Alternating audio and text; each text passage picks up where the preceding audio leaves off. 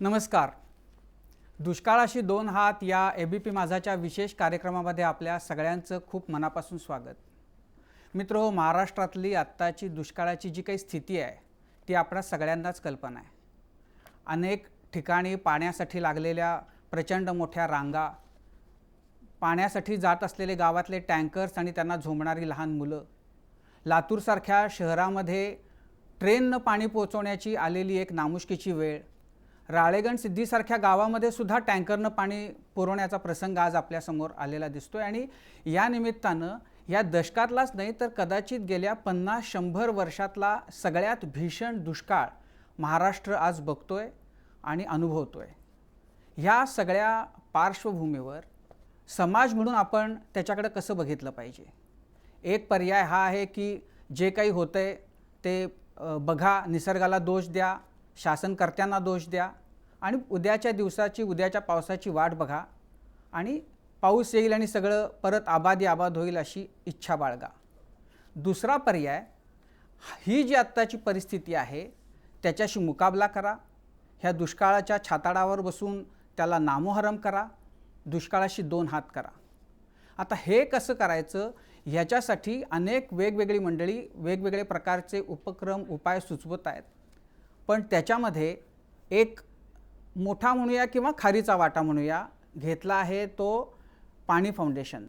हिंदी सिनेसृष्टीतले ख्यातनाम अभिनेते, एक विचारी नट म्हणून ज्यांची ओळख आहे असे आमिर खान आणि तेवढ्याच संवेदनशील दिग्दर्शक ही ज्यांची ख्याती आहे असे सत्यजित भटकळ यांच्या पाणी फाउंडेशननं एक उपक्रम सुरू केला आहे. तो आहे सत्यमेव जयते वॉटर कप, म्हणजे पाणी साठवण्याची स्पर्धा.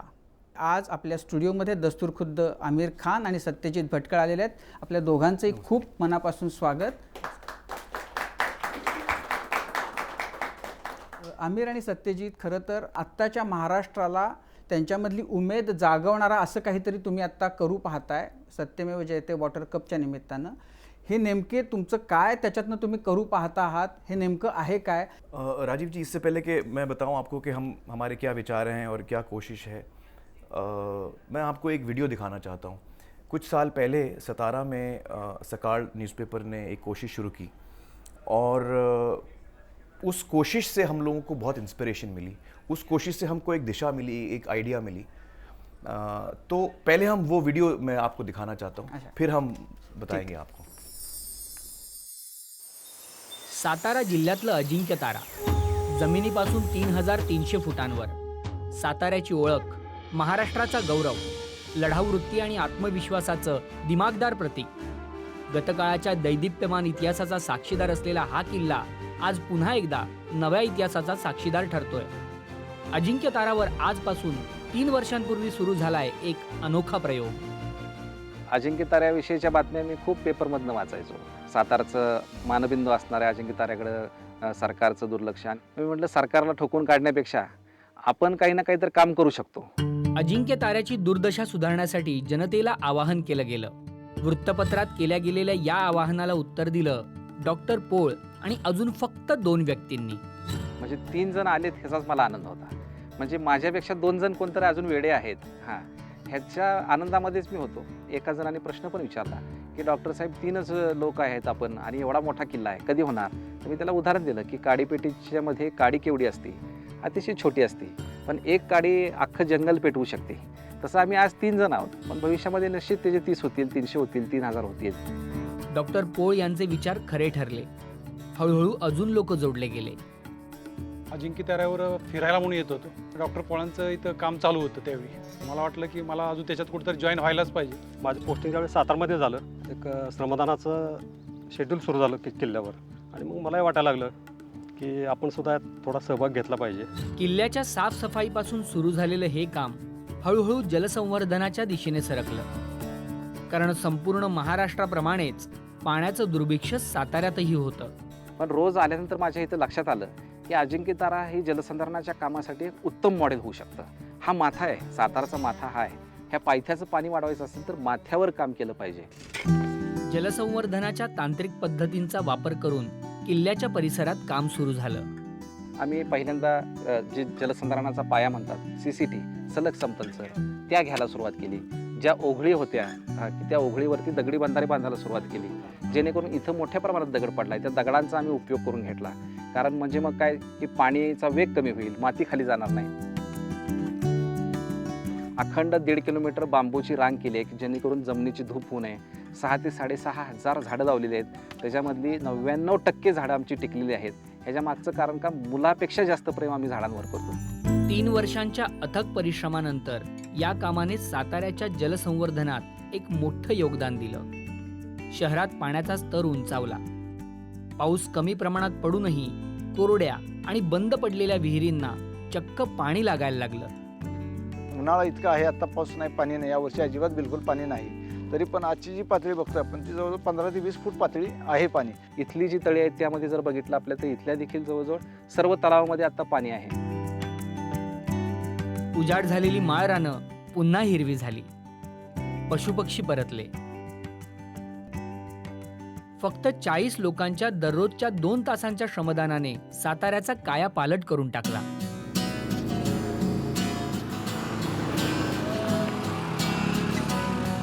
आज सुद्धा ही सगळी लोक पहाटे उजाडण्याआधीच अजिंक्य ताऱ्यावर पोहोचतात.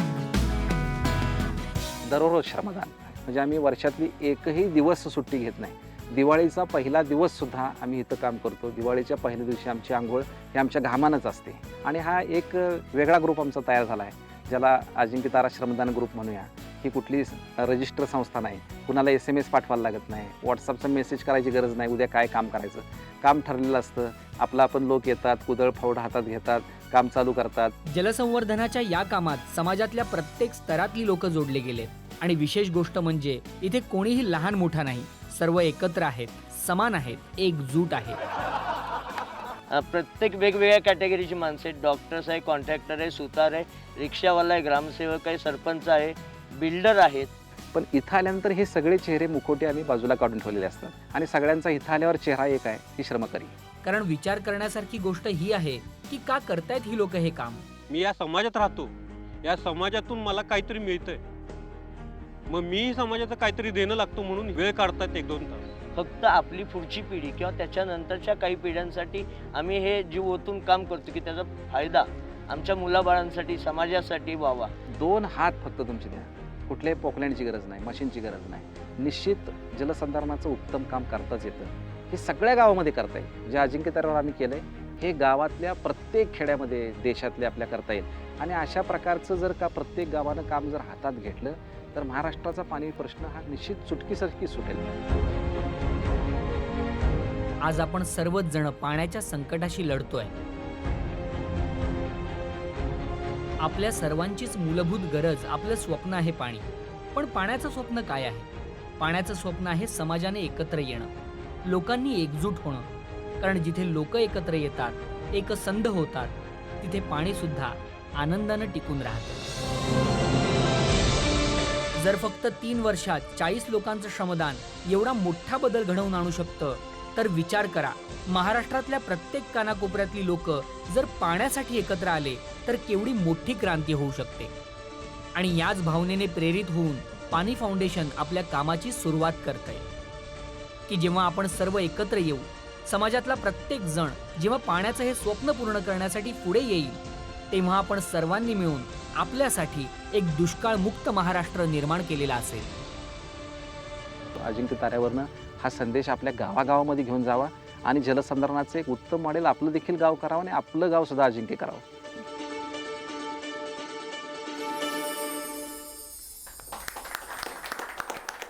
या फिल्मचे जे नायक आहेत डॉक्टर पोळ आज आपल्याबरोबर आहेत, त्यांचं स्वागत करूया. डॉक्टर अविनाश.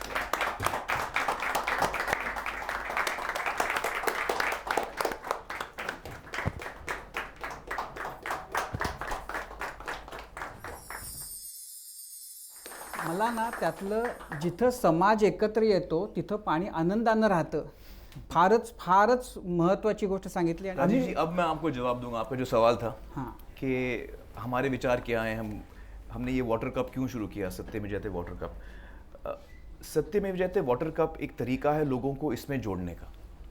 ये जो हमने देखा अजिंक्य तारा में जो डॉक्टर पोड़ और इतने लोगों ने किया, वो हम चाहते हैं कि पूरे महाराष्ट्र में हो. और हम चाहते हैं कि लोग, और इसमें श्रमदान का बहुत बहुत अहम रोल है, बहुत अहम भूमिका है श्रमदान की, क्योंकि जैसे हमने वीडियो में देखा कि जब लोग साथ में आते हैं तो पानी हमारी इज्जत करता है, और इसमें लोगों को साथ लाने का ये बेस्ट तरीका है कि हम साथ मिलके कंधे से कंधा मिला के हम काम करें। तो यही सोच के हमने सत्यमेव जयते वाटर कप शुरू किया। 3 तालुका को हमने न्योता दिया। वैसे तो महाराष्ट्र हम चाहते थे कि हम ज़्यादा से ज़्यादा गाँवों के साथ काम करें, लेकिन हमको भी लगा कि हमको पहले कदम में छोटा कदम लेना चाहिए, ये हम भी गलतियां करेंगे, हमें सीखने का मौका मिलना चाहिए। तो 3 तालुका से हमने शुरू किया, और इन 3 तालुका के सारे गाँव को हमने न्योता दिया कि आप आइए, इस प्रतियोगिता में आप भाग लीजिए। और इसमें 2-3 चीज़ें अहम हैं कि करना क्या है, वो वाटर कंजर्वेशन है, ये तो हमको पता है अब तक, लेकिन लोगों को वाटर कंजर्वेशन के मेथड्स, उनके तरीके, उसकी क्या साइंटिफिक कैलकुलेशंस होते हैं वो नहीं मालूम होते हैं। तो हमने ये जिम्मेदारी उठाई है कि हम लोगों को ट्रेन करेंगे, और गांव-गांव में, जैसे हर गांव जो इसमें एक हिस्सा लेता है, उसके 5 गांव के 5 लोग वो भेजते हैं हमारे पास, जिनको हम ट्रेन करते हैं। इस तरह से हमने सोचा है कि इसको हम एक मूवमेंट बनाएं। यहाँ से ये तो शुरुआत है, 3 तालुका से हमने शुरू किया है। म्हणजे आपण जे 3 तालुके निवडलेत त्यात भाग घेणाऱ्या गावांपैकी कोणतं गाव 2 पद्धतीची कामं सर्वात जास्त करतं? पहिलं आहे जलसंधारणाचं काम, म्हणजे पाण्याचा साठा वाढवणं, की विकेंद्रित पद्धतीने आपण जेव्हा गाव पातळीवरती अशा रचना तयार करतो ज्या वैज्ञानिकदृष्ट्या योग्य आहेत आणि ज्यातून जास्तीत जास्त पाणी भूगर्भात साठलं पाहिजे. म्हणजे पाण्याचा साठा हा काही आपल्या प्लास्टिकच्या टाकीत आपण म्हणत नाही आहोत, तर धरती माता हीच सर्वात मोठी एक टाकी आहे आपल्यासाठी, हीच सर्वात मोठी बँक आहे. आणि आपल्यासाठी चॅलेंज आहे की दरवर्षी निसर्ग आपल्याला जे पावसाचं पाणी देतं ते पाणी अपधावाने धावू नये, कमीत कमी पाणी बाष्पीभवनातून उडून गेलं पाहिजे, आणि जास्तीत जास्त पाण्याचं प्रमाण हे मुरून भूगर्भात जावं. जे गाव हे काम सर्वात जास्त करेल आणि त्याचप्रमाणे पीक नियोजन करून जलबचतीची कामं सर्वात जास्त करतील त्या गावांना ही बक्षिसं आपण ठरवली आहेत. पहिलं बक्षीस आपलं आहे 50 लाख रुपये, दुसरं बक्षीस आहे 30 लाख रुपये, आणि तिसरं बक्षीस आहे 20 लाख रुपये. म्हणजे स्पर्धेची ही रचना आहे की गावांसमोर हे आव्हान आहे की आपण ही 2 कामं करून आपण बक्षिसं जिंकावी. पण भाग घेणारं प्रत्येक गाव मला वाटतं जिंकलेलंच असेल, कारण सर्वात मोठं बक्षीस आहे ते साठलेलं पाणी. डॉक्टर पोळ, तुमचा अनुभव आत्ताचा या बाबतीतला काय आहे? जर आपण पाहायला गेलं तर बऱ्याच गावामध्ये जलसंधारणाची कामं होतात. म्हणजे हजारो कोटी रुपये आजपर्यंत आपण जलसंधारणावर खर्च केलेले आहेत, तरी आपली झोळी फाटकीच आहे. त्याच्यामागचं कारण असं की गावामध्ये जलसंधारणाचं काम जेव्हा होत असतं, हे कशा पद्धतीनं करायचं आणि कसं करून घ्यायचं हे गावकऱ्यांना माहीत नसतं. म्हणजे बऱ्याच वेळेला डोंगरामध्ये फॉरेस्ट विभाग कधी CCT करून जातं हे गावाला माहिती नसतं की वरती CCT झालेलं आहे, ते गाळानं भरलेलं आहे.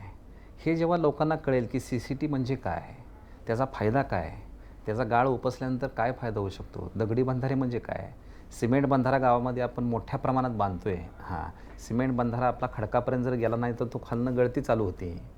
सिमेंट बंधारा बांधत असताना माती, वाळू, सिमेंट, खडी याचा रेशो साधारण काय असला पाहिजे, पाणी किती दिवस मारलं पाहिजे, पुढचा त्याचा सांडवा कसा असला पाहिजे, ह्या छोट्या छोट्या गोष्टी जर गावातल्या माणसाला लक्षात आल्या, म्हणजे घर बांधत असतो आपण तेव्हा आपल्या घरावर कसं आपलं बारकाईने लक्ष असतं की मी असताना स्लॅब ठोका बरं का, मी नसताना स्लॅब ठोकू नका. त्याला कळतं का त्या स्लॅबमधलं, पण तरीसुद्धा तो म्हणत असतो मी असताना स्लॅब ठोकायचा.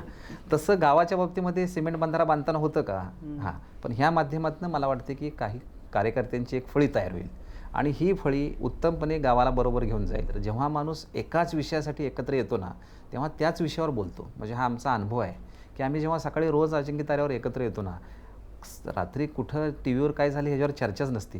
त्या झाडाची पानगळ झालेली दिसते आहे, तिथली CCTतला गाळ साठला आपल्याला उद्या काढावं लागेल. ही अटॅचमेंट जी आहे ही खूप महत्त्वाची आहे, आणि ही अटॅचमेंट जेव्हा गावाची होईल ना, तेव्हा मला वाटते की शासनाला खूप मदतीचा हात मिळालेला असेल.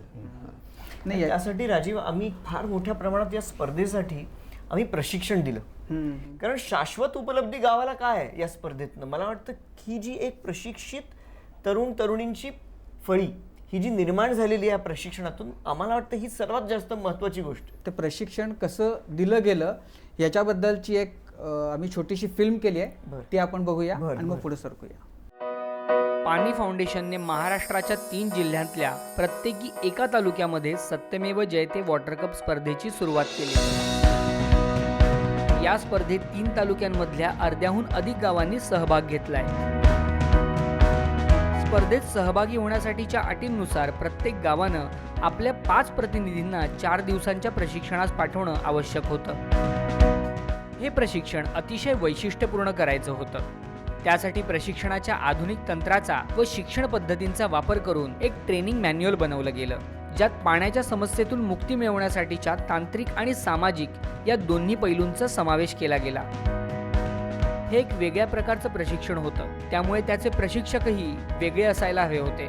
वॉटर आणि स्पर्श नावाच्या 2 संस्थांमधून 20 प्रशिक्षकांची टीम बनवली गेली. 3 गावांमध्ये प्रशिक्षण केंद्र सुरू केली गेली. पहिलं प्रशिक्षण केंद्र पाणी या विषयातलं तीर्थक्षेत्र मानलं जाणारं आदर्श गाव हिवरे बाजार इथे सुरू केलं गेलं. या गावचे क्रांतिकारी सरपंच श्री पोपटराव पवार यांनी अतिशय आनंदानं दुसऱ्या गावाहून आलेल्या प्रशिक्षणार्थींना नुसतंच मार्गदर्शन केलं नाही, तर त्यांच्या भव्य प्रशिक्षण केंद्रातल्या सर्व सुविधाही त्यांना सढळ हस्ते देऊ केल्या. आम्ही आपल्याला सहकार्य केलं म्हणजे आमचा स्वार्थ हा आहे की इथे घेतलेलं 25 वर्षाचा अनुभव हा जर बाहेर पूर्ण राज्यात जात असेल तर आपण वाटत राहिलं, म्हणजे नॉलेज हे दिल्याने वाढतं.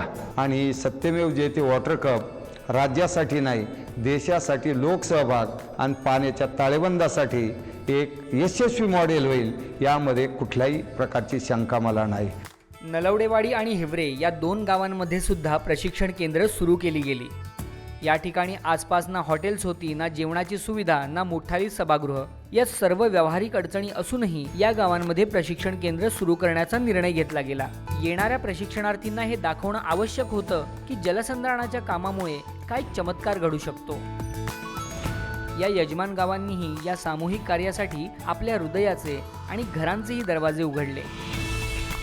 हे एक आपल्याला एक वेगळी एक संधी आहे की लोकांची सेवा करण्याच्या दृष्टीने एक वेगळी संधी आहे. त्याचा उपयोग आपण पुरेपूररित्या करून घेऊ म्हणून सर्व लोकांनी या ठिकाणी सहकार्याची भावना दाखवली. ज्या पद्धतीनं पाणी फाउंडेशन इथून काम करते, हृदयातून काम करते, त्याच पद्धतीनं हृदयातून हे गाव पाणी फाउंडेशनला मदत करेल ही ठरवलं आम्ही.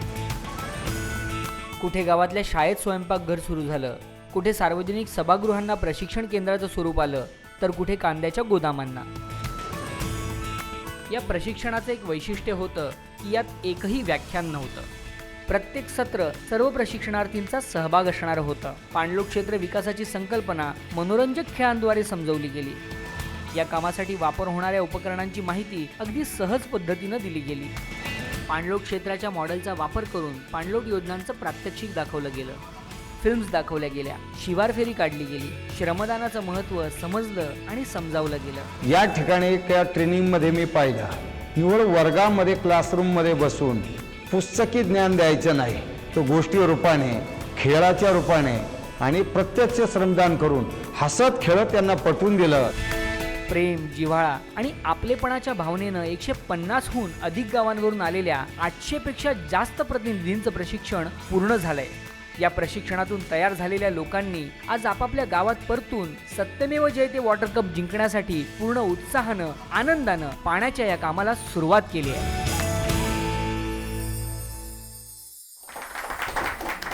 मला त्याच्यामध्ये सत्यजित आणि डॉक्टर पोळ एक कळलं नाही, ते कान धरून एकमेकांचे काय करत होते? काय तुम्ही त्याच्यातलं काय कान धरायची वेळ आली? हे खरी गोष्ट आहे. कदाचित आपण प्रत्येकाने स्वतःचे कान धरले पाहिजेत. आपण निसर्गाशी खूप अन्याय केलेला आहे, पाप केलेली आहेत, त्यामुळे कान धरून आता आपण स्वतःला उभं करण्याची वेळ आलेली. प्रत्येक गेमचं एक वेगळं एक मेसेज आहे. त्यामुळे कुठेही प्रबोधन न करता, कुठेही भाषण न देता, दुसऱ्यांना ताकीद न देता स्वतःहून प्रत्येकाला लक्षात येतं की अरे आपण असं फक्त पाणी काढलं आणि आपण रिचार्ज केलं नाही तर शेवटी भूगर्भातलं पाणी हे संपणार आहे. आणि हीच परिस्थिती आज आपल्याला दिसते जागोजागी. सत्यजित, आमिर, ही स्पर्धा सुरून जेमतेम 3-4 दिवस झालेत. लोक काय म्हणतायत ह्या वॉटर कप स्पर्धेच्या बद्दल? जे तरुण वर्ग सकाळी 8-9 वाजेपर्यंत आराम करायचे बस स्टँडवर किंवा चावडीवर किंवा मंदिरावर पशी वगैरे जे बसायचे, ह्याच्यामुळं असा बदल झाला की लोक जे आहेत ना ॲटोमॅटिकली सकाळी 6 वाजल्यापासून तयार होऊन या श्रमदानासाठी येण्यासाठी तयार होऊ लागले. सगळ्या महिलांना मी घरोघरी जाऊन सांगितलं की पाण्याची बचत. आताही नळ आले का रोडनं पाणी सोडते. काल भांडण करून आली मी तिकडून का पाणी वाचवा. सगळे आपुलकीनं काम करतात की म्हणजे एक इंग्लिशमधून सांगू का, if you know what is your problem that time you not do anything, but that time you know what is your need, that time you do everything. तर त्याच पद्धतीनं आता गरज काय हे ह्या लोकांना समजलं की आपल्याला पाण्याशिवाय आता काही पर्यायही नाही. माझ्या वडिलांनी पाण्याचा उपसा खूप केला, त्याच्यानंतर मी पण उपसा खूप केला, पण माझा जो नातू आहे त्याच्यासाठी पाणी मिळालं पाहिजे. 50 लाखाचं पहिलं बक्षीस आहे, ते बक्षीस मिळेल नाही मिळेल तो पुढचा विषय आहे, पण पाण्याच्या रूपानं जे बक्षीस या स्पर्धेमुळे आपल्या गावाला मिळणार आहे त्या बक्षिसाचं कुठल्याही पैशाच्या मध्ये मोल कधी आपण करणार नाहीत. माझ्या मते या पॉईंटवर आपण एक छोटासा ब्रेक घेऊया. बघत राहा दुष्काळाशी 2 हात. ब्रेकनंतर आपल्या सगळ्यांचं पुन्हा एकदा खूप स्वागत. दुष्काळाशी 2 हात आपण कसे केले पाहिजेत, कसे करू शकतो याच्याविषयी आमिर खान आणि सत्यजित भटकळ यांच्या पाणी फाउंडेशनच्या माध्यमातून सत्यमेव जयते वॉटर कप स्पर्धा सध्या सुरू आहे त्याच्याविषयी आपण बोलतोय. ABP माझाच्या रिपोर्टर्सनी 20 तारखेला जेव्हा ही स्पर्धा सुरू झाली तेव्हा तिथं काय काय घडते याचा एक आढावा घेतला आहे. आपण एक तो थोडक्यात बघूया आणि मग त्यानंतर या तिघांशी आपण त्याच्याबद्दल चर्चा करूया.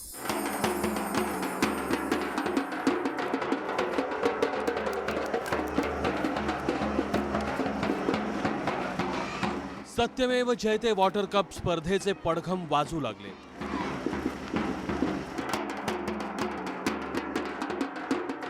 बीडच्या अंबाजोगाई तालुक्यातील श्रीपतरायवाडी गावानं पहिल्या दिवसापासूनच कंबर कसली.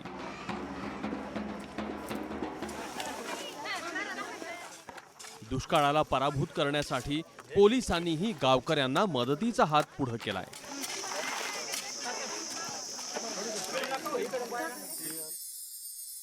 श्रमदानातून पाणी आडवा पाणी जिरवा ही संकल्पना जोर धरलेली आहे आणि अशा परिस्थितीमध्ये जो दुश्मन रूपी दुष्काळ त्याला हटवण्यासाठी आमचा बी खारीचा वाटा असावा.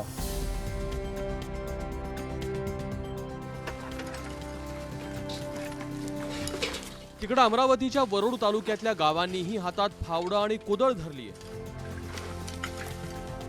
अमरावतीचं तापमान 44 अंश डिग्री सेल्सिअस पर्यंत पोहोचलंय.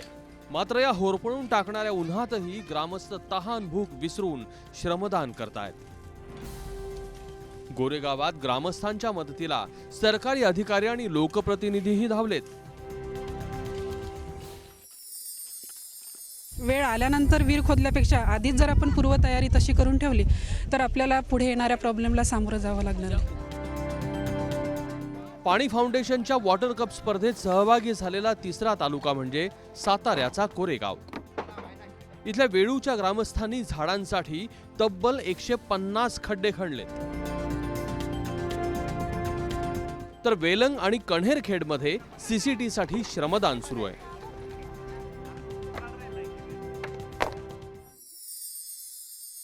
जो आमच्या गावाला जो निसर्ग लाभला आहे, जो डोंगर आहे त्या डोंगराच्या बाजूने जे असणारे ओगळे आहेत किंवा जे तलाव आहेत त्यातील गाळ काढणे म्हणा किंवा झाडे लावण्यासाठी खड्डे काढण्यासाठी अपंगांना घेऊन आम्ही सगळे एकत्र येऊन काम करतो.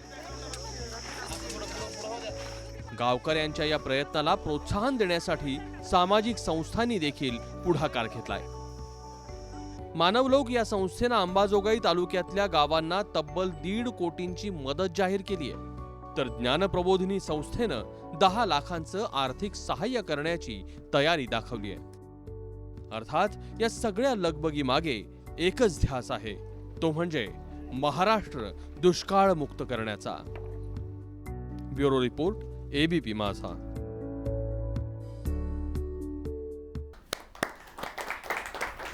फारच इन्स्पायरिंग आणि सगळ्या गावाला एकत्र घेऊन अधिकारी पोलीस हातामध्ये कुदळ फावडे घेतात. मी पहिल्यांदा बघितलं माझ्या आयुष्यात. इसमें बच्चे भी हैं, बूढ़े लोग भी काम कर रहे हैं, सब लोग बहुत ही इंस्पायरिंग है ये. बल्कि मैं सोच रहा हूँ, मुझे एक्चुअली मैंने कहा था कि मैं श्रमदान के लिए मैं भी जाऊँगा. ये देख के मुझे लग रहा है कि मैं कल जाऊँ. मैं जल्दी जाना चाहता हूँ श्रमदान के लिए, साथ में जुड़ना चाहता हूँ मैं. कितना अच्छा लग रहा है देख के. महाराष्ट्रामध्ये ही श्रमाची शक्ती आहेच. हां, पण दुर्दैवानं आपण त्याला चॅनलाइज आजपर्यंत करू शकलो नाही. म्हणजे रोजगार हमी योजना ही महाराष्ट्राची श्रमाच्यावरच आधारित आहे. हां, पण श्रमाला त्या मानाने किंमत मिळत नाही. कुठलंही श्रम असू दे, त्या श्रमाला बऱ्याच वेळेला किंमत मिळत नाही. बुद्धीला किंमत मिळते, मग श्रमाला मिळत नाही. तेवढीच किंमत बुद्धीला जेवढी आहे तेवढी श्रमाला देखील आहे. ह्या निमित्तानं मला एक जाणवते की हे सगळं एकत्र आल्यानंतर याला एक प्रतिष्ठा मिळाली आहे की हे माझं आहे, हे माझ्या गावासाठी करायचं आहे. म्हणजे मला कालच मी कनेरखेड गावामध्ये होतो. कनेरखेड गावाचे मला सरपंच सांगत होते, डॉक्टर साहेब मी उठलेलो नसतो पण माझे फोन वाजत असतात, उठलाय का नाही, जायचं आहे श्रमदानाला आणि कुठं करायचं आहे. हां, म्हणजे हजारोंच्या संख्येनं आता समाज बाहेर पडला आहे. म्हणजे 3 तालुक्याचा जर आपण अभ्यास केला तर 10 ते 15,000 लोक आता ह्या 4 दिवसामध्ये ह्या श्रमदानाला जॉईन झालेले आहेत. म्हणजे कोण खड्डे खांते, म्हणजे आता तुम्ही वेळूचं चित्र बघितलं की 84 वर्षाचे आजोबा जे एका पायानं अपंग आहेत, हां, तरी देखील ह्या श्रमदानाच्या वृक्ष लागवडीच्या खड्डे खांता नाहीत. जर त्या श्रमातनं खड्डा काढला गेला तिथं तर त्यामध्ये नक्की झाड लागणार आणि त्याच्यावर कधीही कुऱ्हाड चालणार नाही. त्यामुळं मला वाटते की ह्याला आपण प्रतिष्ठा दिली पाहिजे आणि ही निश्चित मला वाटते की क्रांतीची मोठी खणगाट आहे. जेव्हा स्पर्धा म्हणतो तेव्हा त्याच्यासाठी काहीतरी नियम असतील, नियम कायदे कानून जसं आपण म्हणतो तसं, तर नियम काय आहेत त्याचे? ही तर स्पर्धा आता 45 दिवसाची स्पर्धा आहे. म्हणजे 20 एप्रिलला चालू झाली, 5 जूनला ही स्पर्धा संपणार. ह्यामध्ये एक 100 मार्काची प्रश्नपत्रिका तयार करण्यात आलेली आहे. 100 मार्कातला पहिला जो भाग आहे तो साहजिकच महत्त्वाचा आहे, तो श्रमदान. हां, गावानं केलेल्या श्रमदानाच्या कामाला 35 मार्क आहेत. त्यातले 5 मार्क, 35मधले 5 मार्क जे आहेत, समजा गावच्या लोकसंख्ये इतके गावाने वृक्ष लागवडीसाठी जर खड्डे खणले तर 5 मार्क, 75% खणले तर 4 मार्क, 50% खणले 3 मार्क, 50च्या खाली केलं तर 0 मार्क. हां म्हणजे प्रत्येक क्षेत्राला गावाला टच हे करावंच लागणार आहे. हां, त्यानंतर पुढचे 5 मार्क आहेत 35मधले 5 जे आहेत ते शोष खड्डा, म्हणजे प्रत्येक घरामध्ये करायला 2,000 रुपये तुम्हाला अनुदान आहे. 5 मार्क ते जे आहेत, म्हणजे समजा गावाच्या लोकसंख्येच्या कुटुंबसंख्येच्या 90% कुटुंबांनी जर हे काम केलं 5 मार्क, 75% कुटुंबाने केलं 4 मार्क, 50%नी केलं 3 मार्क, 50च्या खाली काम केलं गावानं तर 0 मार्क. 25 मार्क श्रमदानातले राहिलेले जे आहेत हे गावानं श्रमदानातनं जे काही जलसंधारणाचं काम केलेलं आहे त्यासाठी आहे. मग त्यामध्ये किती पाणी साठा होतो आणि किती गाळ साठतो ह्याच्यावर आम्ही मार्क्स बसवलेले आहेत. हां, त्यानुसार त्या गावानं केलेल्या, म्हणजे प्रत्येक काम जर एक काम केलं ना, तुम्हाला सांगतो गावालाच कळतं की आम्हाला लोक सहज गेल्यावर सांगतात आज 0.25चं काम झालं बघा डॉक्टर साहेब. हां, म्हणजे गावालाच कळलेलं आहे की मला आज किती मार्क पडलेले आहेत. 35 मार्क हे झाले. 25 मार्क जे आहेत हे मशिनरीनं केलेलं काम.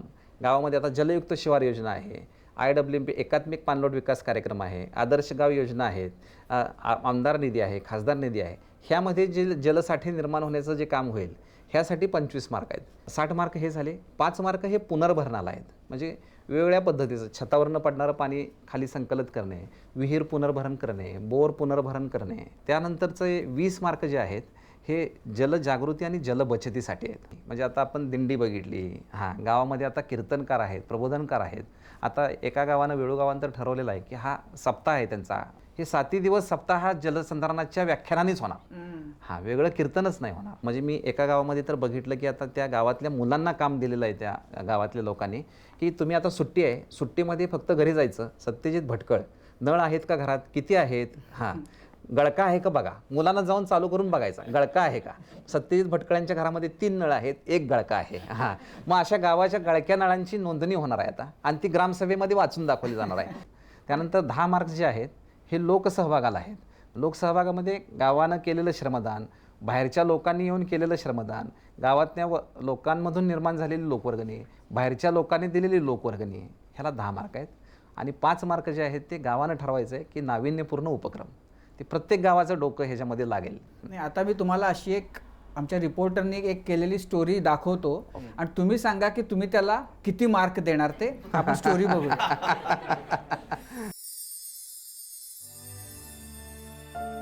सीमा सुरक्षा दलाचे सैनिक म्हणून सुखदेव भोसले यांनी अनेक वर्ष भारताच्या सीमेवर घालवली. त्यातील काही वर्ष ही तर सर्वात कठीण आणि धोकादायक आघाड्यांवरची होती. सीमेवरचं आयुष्य हे अतिशय खडतर तर होतंच, पण त्यातही त्यांनी पेललेलं सर्वात मोठं आव्हान होतं देशाच्या उत्तरी सीमांवर असलेल्या बर्फाळ प्रदेशातल्या पाण्याच्या दुर्भिक्षाचं. झाडं पक्षी वगैरे काही नाही, असं वातावरण केवळ बर्फच बर्फ, पहाडी, हवाबंद डब्यातलंच खाणं, स्वच्छ वातावरण असेल तर हेलिकॉप्टर वगैरे यायचं. पण सगळ्यात मोठी तिथं जर काही अडचण होती आम्हाला तर पाण्याची होती, कारण पाणी वितळून पिण्याशिवाय, बर्फाचं पाणी वितळून पिण्याशिवाय पर्याय नव्हता. भारत आणि पाकिस्तान सीमांच्या मध्यभागी असणाऱ्या विवादित भूप्रदेशातील जमिनीच्या पट्ट्यावर म्हणजेच नो मॅन्स लँडवर दोन्ही देशातील सैनिकांसाठी पाण्याचा एकमेव असा उपलब्ध स्रोत होता. आम्ही गेलो तर पाकिस्तानचं सैन्य तिथं येऊन देत नव्हतं आम्हाला पाणी प्यायला, आणि जर ते आले तर आम्ही पण येऊन देत नव्हतो. हे वर्षानुवर्षाची समस्या चालू होती आणि त्याच्यासाठी अनेक शहीद झाले तिथं. रोजचा होणारा हा रक्तपात थांबावा म्हणून अखेरीस दोन्ही देशांची फ्लॅग मीटिंग बोलवली गेली.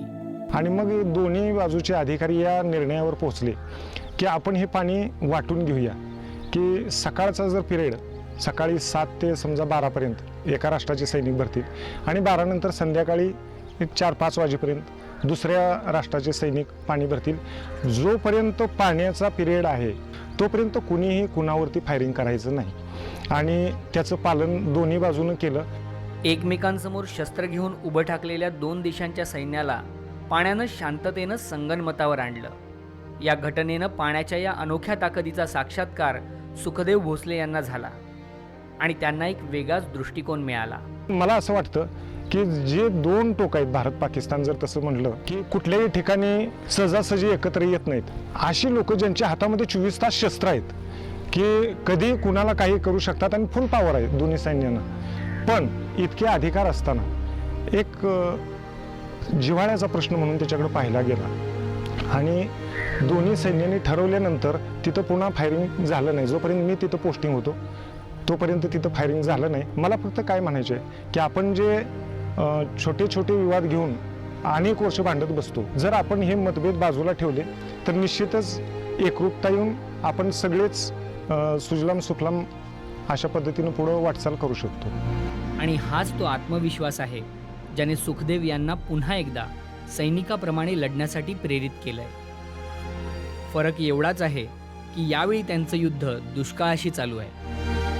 आमचं तिथलं ब्रीद वाक्य होतं ड्युटी अँड टू डेथ, BSFचं जे लोगो आहे. तर आता माझं हे उद्देश आहे की जीवनाच्या शेवटच्या श्वासापर्यंत पाण्यासाठीच मी काम करेन.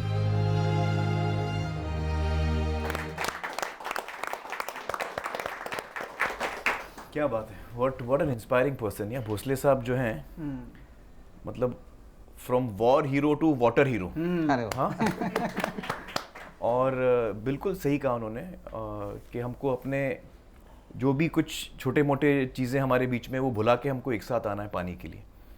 और बहुत ही इंस्पायरिंग कहानी है इनकी. आई सल्यूट हिम यार, व्हाट अ मॅन. आणि अशाच खूप साऱ्या कहाण्या माझी खात्री आहे की ही स्पर्धा जी आहे या निमित्तानं असे अनेक प्रेरणादायी प्रसंग, अशा अनेक प्रेरणादायी व्यक्ती, नवे आपल्यासाठीचे हिरोज या स्पर्धेतनं महाराष्ट्राला मिळणार आहेत.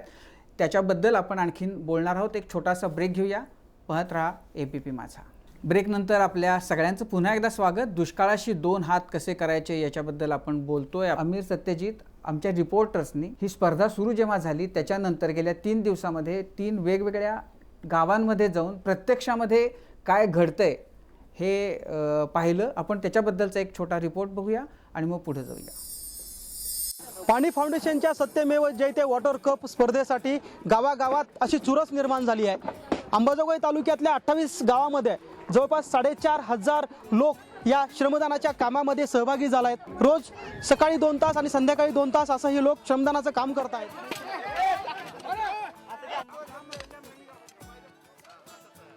ट्रेनिंगला गेलो होतो हिवरे गावाला. त्यावेळेस आम्ही तिथं प्रत्यक्षात बघितलं की स्त्रियांच्या डोक्यावर हंडाच नव्हता.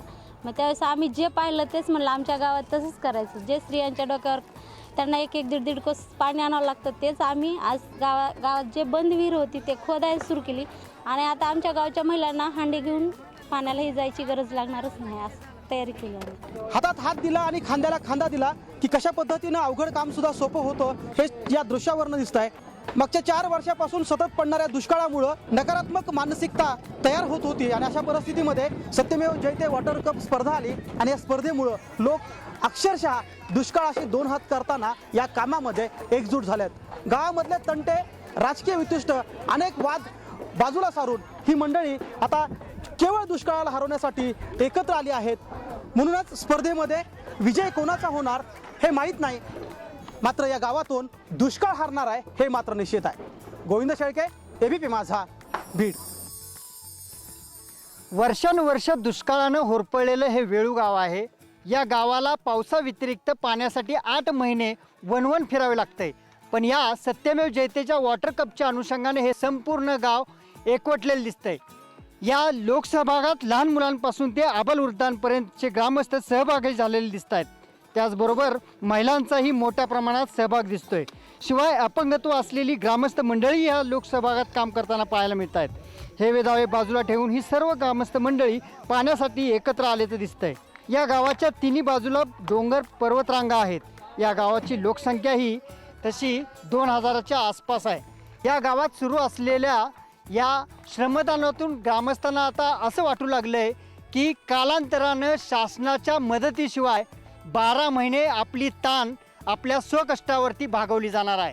शिवाय या लोकांना आत्मविश्वास आहे की या कष्टामुळे सत्यमेव जयतेचा वॉटर कपही 100% आपल्या गावात येणार. दुष्काळाशी 2 हात करताना वेळू या गावातून कॅमेरामन निशांत शिंदेसह राहुल तपासे, एबीपी माझा, सातारा. स्पर्धेमध्ये वरुड तालुक्यातील 66 गावांपैकी 53 गावांचा समावेश झालेला आहे. या गावातील प्रत्येक ग्रामपंचायतीने आपापल्या परीने एक वेगळा आराखडा तयार केलेला आहे.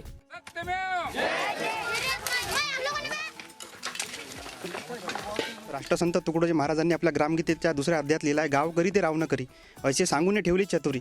म्हणजे यारे या गरिबांनो या कामं हाती घ्या, करू खेड्यांची सुधारणा काही हो. म्हणून हे एकट्या मनुष्याचं काम नाही, हे श्रमदान म्हणजे सगळ्या गावाची जिम्मेदारी आहे. आपण सध्या सावंगा गावात उभे आहोत. या गावामध्ये वनतळ्याचं काम सुरू आहे आणि मोठ्या प्रमाणात इथे महिला सहभागी झालेले आहे. महिलांसोबतच इथे लहान मुलांचा सुद्धा सहभाग मोठ्या प्रमाणात दिसत आहे. सध्या या भागातील टेम्परेचर हे 44 डिग्रीपर्यंत पोचलेलं आहे. 44 डिग्रीमध्ये सुद्धा या गावातील लोक मोठ्या प्रमाणात श्रमदान करताना आपल्याला दिसत आहे. येणाऱ्या काही दिवसामध्ये या गावामध्ये मोठ्या प्रमाणात जलसंधारणाचे कामं आपल्याला बघायला मिळतील. शशांक चौरे, एबीपी माझा, सावंगा.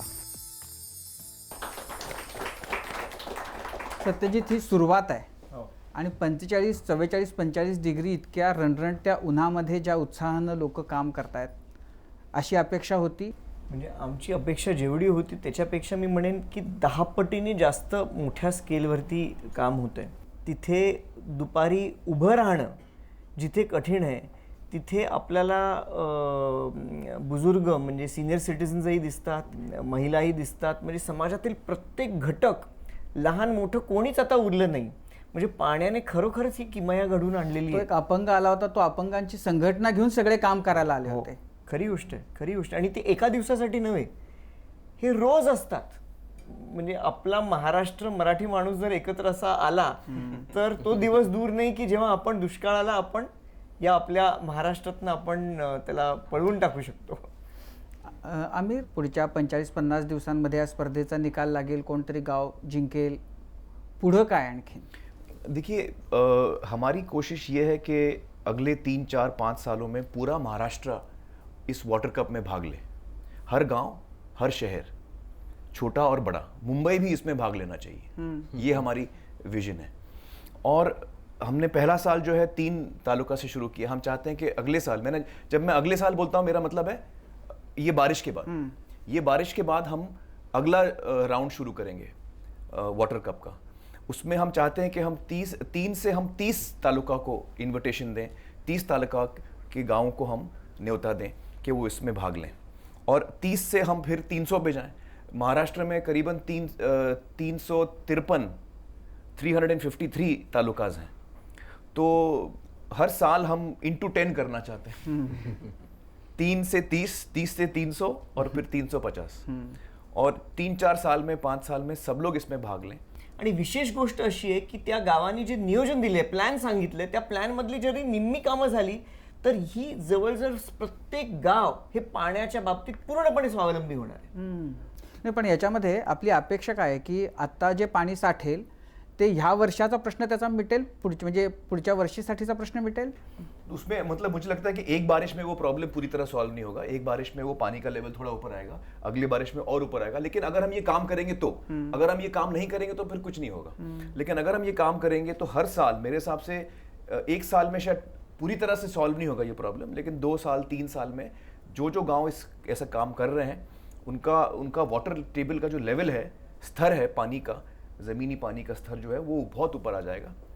और हमारा जो वे फॉरवर्ड यही है कि हम चाहते हैं कि हम इसको और बड़ा करें। हमने जो शुरू किया है 3 तालुका से, अगले साल मतलब म्हणजे आणखी नोव्हेंबर 6 से- महिन्यातच हो. असं आहे की आता आपण मेच्या तोंडावर आहोत म्हणजे, हो. तर म्हणजे ऑक्टोबर नोव्हेंबर मध्ये सेकंड राउंड सुरू होईल, ज्याच्यामध्ये 30 तालुके याच्यामध्ये असतील. हो। उसके लिए हम लोगों को ट्रेनर्स तैयार करने, ताकि हमारे इतने ट्रेनर्स हों।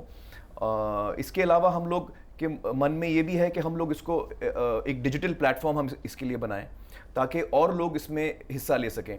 देखिए अभी हमने 3 तालुका में शुरू किया है। बहुत सारे लोग हैं जो मुझको मिलते हैं, जो मेरे फेसबुक पे आते हैं, वो पूछते हैं कि हम क्या करें, हमको बताओ। तो हमारा पूरा प्लान है आगे चल के हम जैसे जैसे इसको बड़ा करेंगे वैसे वैसे हम लोगों को ज़्यादा इन्वॉल्व कर पाएंगे। आम इंसान जो कुछ करना चाहता है वो भी इसमें जुड़ पाएगा, वो भी श्रमदान कर पाएगा। स्कूल के बच्चे, कॉलेज के बच्चे, नौजवान, कुछ लोग जो श्रमदान नहीं कर पाएंगे वो पैसा भेज सकते हैं गांव को डायरेक्ट, कि भाई मैं ये गांव में इतना पैसा भेजना चाहता हूँ, यहाँ पे ये काम हो रहा है, उसमें मैं योगदान देना चाहता हूँ। तो वो हम प्लेटफॉर्म बनाना चाहते हैं जिसमें कि लोग इसके साथ जुड़ सकें। हो सकता है मैं अमेरिका में बैठा हूँ लेकिन मैं इसके साथ फिर भी जुड़ सकता हूँ। तो ये वे फॉरवर्ड है हमारे लिए कि इसको हम एक मूवमेंट बनाना चाहते हैं, लोगों की एक जो मूवमेंट है, ताकि इसमें हर महाराष्ट्र का हर एक इंसान इसमें जुड़ सके। म्हणजे थोडक्यात ही म्हटलं तर आहे स्पर्धा, पण म्हणजे मला खरं तर पण त्याला फक्त तो स्पर्धा म्हणजे खेळापुरता नाही आहे, आणखीन एक काहीतरी आहे. मला या निमित्तानं आमिरच्याच लगानमधला आमिरचा एक डायलॉग आहे, मला असं वाटतं की तो या प्रसंगाला नेमकं आत्ता जे काही घडतं आहे त्याच्यासाठी आणि स्पर्धेसाठी फार महत्त्वाचा ठरेल. आपण तो एकदा बघूया. ये सिर्फ खेल नहीं है जो हम किसी के मौज मनोरंजन के लिए खेलते हैं, ये एक लड़ाई है जो हमका जीतनी है। हमारा मकसद सिर्फ एक है, लगान से मुक्ति, गांव की खुशहाली, और के वास्ते मैं मरते दम तक किसी के सामने नहीं झुकूंगा। हाँ, बिल्कुल सही है। हाँ, वैसे तो ये एक कंपटीशन है, लेकिन ये सही मानों में ये खेल नहीं है, ये एक लड़ाई है जो हमको जीतनी है। सही है। और लगान में भी पानी के प्रॉब्लेम था हमारा। त्यावेळेला फक्त जलसंधारण नव्हतं, त्यामुळे ते वाट बघत बसले होते की कधी पाऊस येतो. जर त्यावेळच्या आमिरला जर पाणी फाउंडेशन असतं तर त्याने सांगितलं असतं